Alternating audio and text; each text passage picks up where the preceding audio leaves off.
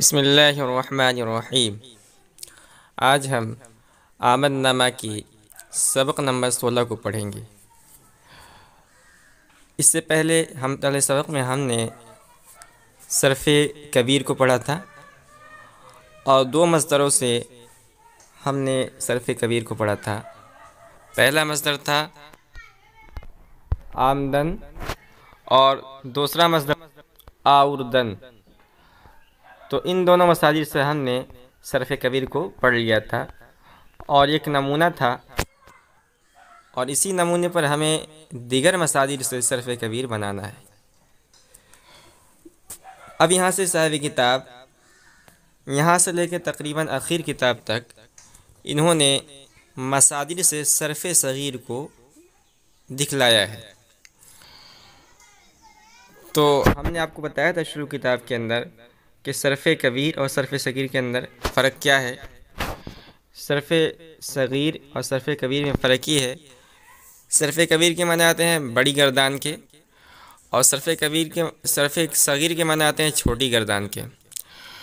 تو صرف کبیر کے اندر کیا ہوتا ہے کہ جتنے بھی مشتقات ہیں ان کی گردان کو جمع کر دیا جاتا ہے، اس لیے ان کو صرف کبیر کہا جاتا ہے۔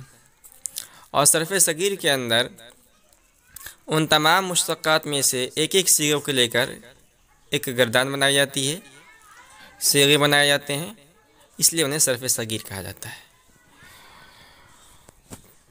تو یہاں بھی انہوں نے کچھ نمونہ دیا ہے۔ فارسی زبان میں تو بہت سارے مصادر آتے ہیں ہزاروں کی تعداد میں، یہاں انہوں نے کچھ سینکڑوں کی تعداد میں کچھ مصادر سے صرف صغیر کو دیا ہے۔ تو اس سے ہمیں اندازہ ہو جائے گا کہ جو مصادر سے مشتقات آتے ہیں، حاصل مصدر ہے، ماضی مطلق ہے، حال ہے، اس میں فاعل وغیرہ ہیں، وہ کیسے آتے ہیں۔ تو ہم سبق شروع کرتے ہیں۔ سب سے پہلا مصدر ہے آختن۔ آختن کے معنی آتے ہیں تلوار کھینچنا۔ اس کا حاصل مصدر نہیں آتا ہے، طریق تعدیہ بھی نہیں آتا ہے۔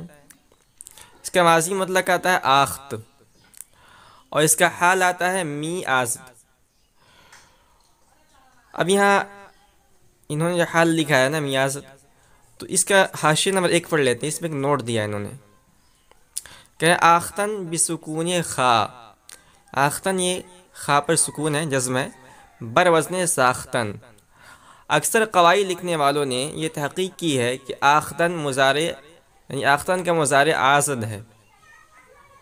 قواعد لکھنے والوں نے آختن کا مضارع آخذ اور آختد لکھا ہے، مگر استعمال کہیں کبھی نہیں پایا گیا ہے۔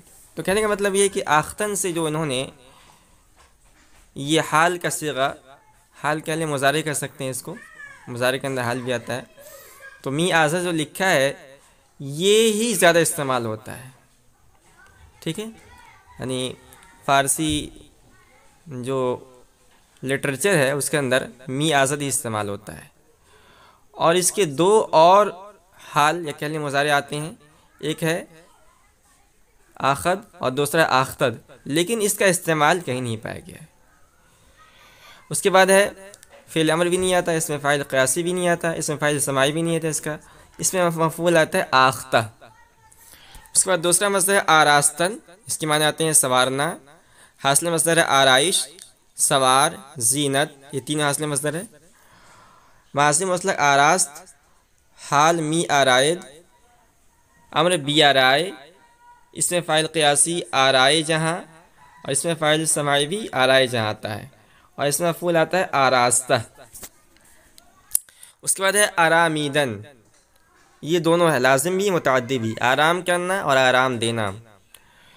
اور اس کا حاصل مصدر ہے آرام، آرامش، اس کا بھی طریقہ تعدیہ نہیں آتا ہے، ماضی مطلق ہے آرامید، اور حال ہے می آرامد، فعل ہے بی آرام، فعل امر ہے بی آرام، اس میں فاعل قیاسی آرامندہ، اور اس میں فاعل سماعی ہے دل آرام، اور اس میں مفعول ہے آرامیدہ۔ اس کے بعد ہے آرمیدن، اس کے معنی آتے ہیں آرام کرنا۔ اس کے بعد ہے اس کا حاصل مصدر نہیں آتا ہے، طریقہ تعدیہ بھی نہیں آتا ہے، اور ماضی مطلق ہے اس کا آرمید، اور اس کے بعد ہے حال ہے می آرامد، اور اس میں مفعول ہے آرامیدہ۔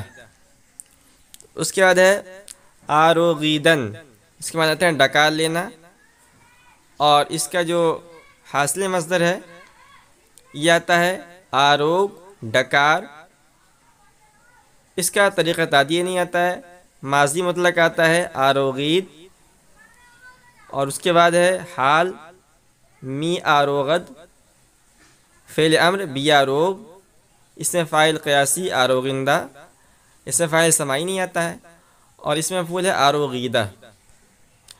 اس کے بعد ہے آزردن، اس کے معنی آتے ہیں ستانا، آزردہ ہونا، حاصل مصدر ہے آزردگی، آزار، تکلیف، طریقہ تعدیہ اس کا نہیں آتا ہے۔ اس کے بعد ہے ماضی مطلق، یہ ہے آزرد، اور اس کے بعد ہے حال می آزارت، فعل امر ہے بی آزار، اس میں فاعل قیاسی ہے آزارندہ، اس میں فاعل سماعی ہے دل آزار، اور اس میں مفعول ہے آزردہ۔